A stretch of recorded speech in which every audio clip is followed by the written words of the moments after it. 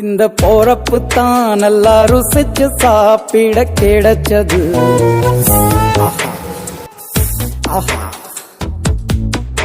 அத நினைச்சுத்தான் மனோ உலகம் முழுவதும் பருக்குது. அட சுட சுட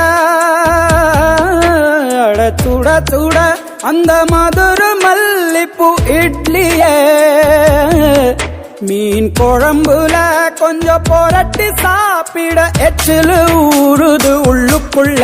இந்த போறப்பு தான் நல்லா ருசிச்சு சாப்பிட கிடைச்சது. இந்த போறப்பு தான் நல்லா ருசிச்சு சாப்பிட கிடைச்சது. அத நினைச்சுத்தான் மனோ உலகம் முழுவதும் பருக்குது.